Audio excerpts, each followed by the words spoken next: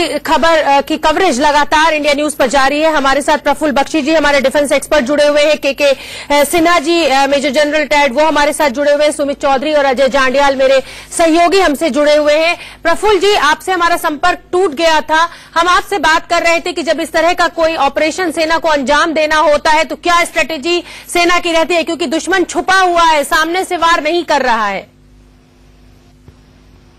देखिए, यहां पे स्ट्रेटजी बदल जाती है, ये टैक्टिकल बैटल एरिया नहीं रह जाता, ये अपना रिहायशी इलाका है, जैसे अर्बन एरिया बन जाता है जहां हमारे सिविलियंस हैं। हमारी टेक्निक ऑफ अटैक चेंज हो जाती है, हमारा सेक्शन ऑपरेशन चेंज हो जाता है, वेपन्स कौन से इस्तेमाल करनी है वो बदल जाते हैं। हम एरिया एक्सप्लोजिव डिवाइसेस नहीं इस्तेमाल कर सकते, ग्रेनेड इत्यादि नहीं कर सकते, क्योंकि हमारे अपने बच्चे और औरतें वगैरह वहां पे बैठे हुए हैं। तो इसीलिए ये बहुत डिफिकल्ट ऑपरेशन होता है। इसीलिए ये सिचुएशन ना हो, इसको पहले रोका जाए, इसके लिए हमारी डिफेंस तगड़ी ही नहीं होती, हमको ऑफेंसिव डिफेंस करना पड़ता है। यानी कि जहां से दुश्मन एडवांस कर रहा है, हमको उस जगह पे आके पहले हमला करना पड़ता, प्रीएम्प्ट करके, कि वो अपने हमले को अंजाम ना दे सके। ठीक है, ठीक है प्रफुल्ल जी, सारी चीजें हैं। बिल्कुल ठीक है, आप हमारे साथ बने रहिए। इस समय एक ताजा अपडेट मैं अपने सहयोगी अजय जांडियाल से ले लेती हूँ, फिर के सिन्हा साहब आपके पास आऊंगी। अजय, इस समय का लेटेस्ट अपडेट आपके पास क्या है? क्या जो सेना है, जो 2 आतंकवादी छुपे हुए थे, उन तक पहुंच चुकी है?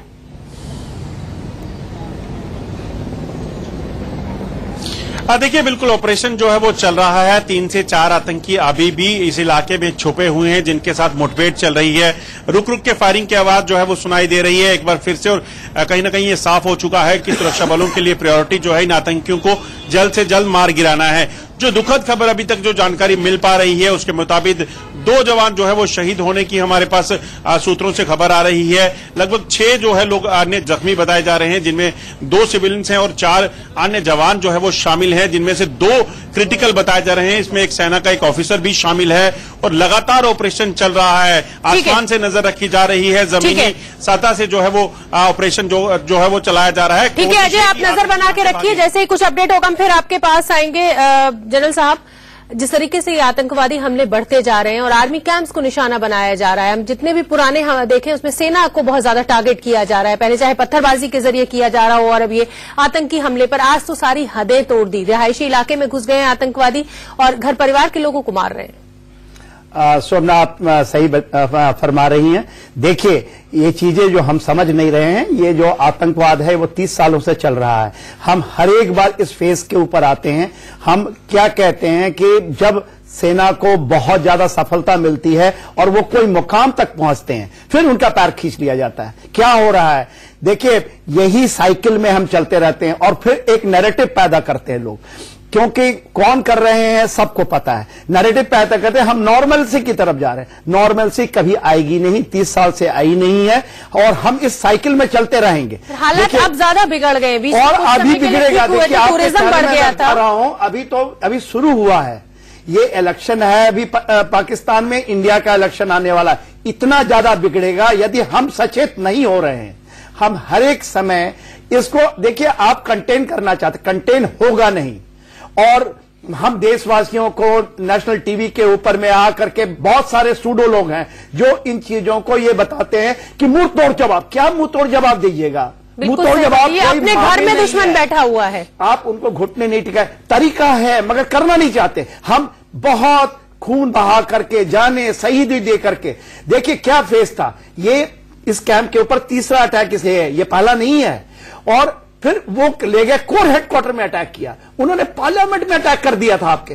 फिर वो ले गए उरी के बाद हम बहुत ज्यादा ऑफेंसिव में आ गए, कुछ किया, 200-300 आतंकवादियों को मार दिया, उनके लीडरों को मार दी। उसके बाद फिर आ गए आप 9700 जो आर्मी कहती है कि वो आतंकवादी के हिस्सा हैं, आप एमनेस्टी दे देना इतनी जल्दी। इंटरलोकेटर फेस खत्म नहीं होती सिक्योरिटी फेस की, और फिर हम वही सिचुएशन में पहुंच जाएंगे और फिर कहेंगे कि आप मारो पकड़ो। सेना को आप इस तरह से हर एक बार पैर खींचेंगे तो ये चक्र चलता रहेगा। मैं आपको अभी भी बता रहा हूं, ये चक्र चलता ही रहेगा। ठीक है।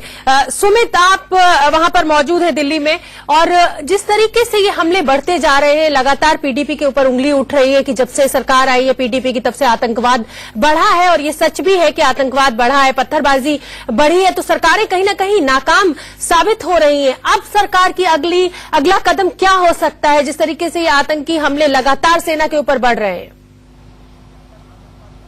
देखिए, एक चीज है शोभना जी, आप मान के चलिए कि 2016 के बाद ये बानगी शुरू हुई कि जब बुरहान वानी के काउंटर के बाद कि सेना ने पहले मतलब अब ये शुरू किया कि अग्रेसिव ऑफेंसिव मोड कैसा हो सकता है, यानी ना सिर्फ वैली के अंदर उन इलाकों के अंदर आतंकियों को साफ करना जो ग्राउंड लेवल पे काम कर रहे हैं, बल्कि सीज फायर वायलेशन जिन इलाकों से हो रही है वहां के लॉन्च पैड्स को बर्बाद भी करना।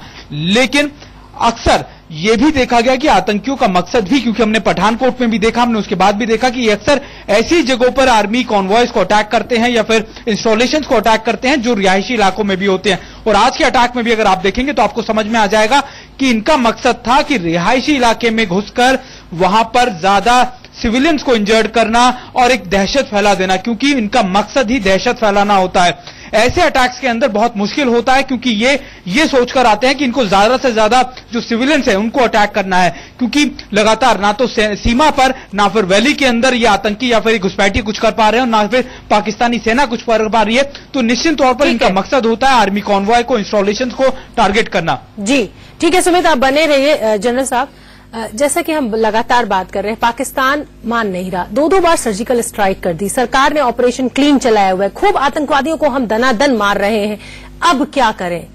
आप इसका क्या हल देखते हैं? ये तो हमारे अपने घर में से ये आतंकवादी पैदा हो रहे हैं, पाकिस्तान से तो जो आ रहे हैं इन्फिल्ट्रेट होके आ ही रहे हैं, लेकिन जो आंकड़ा बताता है वो जम्मू कश्मीर के युवा आतंकवाद में बहुत जा रहे हैं। शोभना जी, ये पूरे विश्व में चल रहा है, इस चीज को यदि हम नहीं समझ, रेडिकलाइजेशन हो चुका है आपके आतंकवादी, मगर ये चलाया हुआ पाकिस्तान से है, हाथ वहां पर है, ये लोग तो कर रहे हैं। फिर आप ये कहेंगे कि गुमराह हैं, हमारे बच्चे हैं। अरे किसी ने भी देश के टुकड़े करने के लिए यदि वो शामिल हो रहा है तो वो आतंकवाद का हिस्सा है। जैसे अभी रिपोर्टर साहब कह रहे थे कि आर्मी को टारगेट करेंगे। आप मुझे ये बताइए, हिंटरलैंड में है ये, जम्मू से 11 किलोमीटर पठानकोट रोड के ऊपर पे ये कैंप है, पूरा रिहायशी इलाका है, वहां 5 स्टार होटल्स हैं, वहां दुकानें हैं। आप ये बताइए हमारी इंटेलिजेंस कहां है? कैसे आतंकवादी ये अकेले और नहीं घूम सकते? अफजल गुरु की बरसी थी कल, तो इंटेलिजेंस इनपुट था, तो कहीं ना कहीं लापरवाही आप इसको ये नॉर्मल इंटेलिजेंस इनपुट होती है। स्पेसिफिक नहीं गुरु का सर्वेलेशन आ गया, आपको आतंकवादी, ये इस वेग इंटेलिजेंस से क्या लेना देना? और सब लोग इसके पीछे छिपते हैं। जी आप ये बताइए, टफ एक्शन के अलावा शोभना जी, हम ये नहीं कहते सर आप टोकनिज्म नहीं कर सकते, सर्जिकल स्ट्राइक आप एक बार करके सर्जिकल स्ट्राइक तो नाम दे दिया, आप उसको नाम देने के बाद केवल एक मैसेजिंग था कि हम कर सकते हैं, उसके आगे हम कहां कर रहे हैं?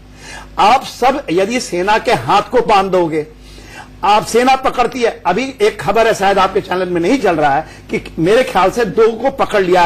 नहीं सर, हमने ब्रेक करी है ये खबर।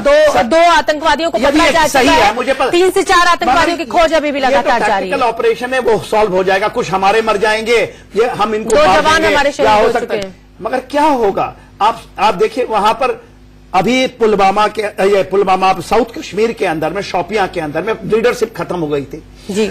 एक आतंकवादी जिसको कि वहां होना ही नहीं चाहिए था जम्मू कश्मीर में, उसको आप ये लेते हैं, कोर्ट उसको देती है।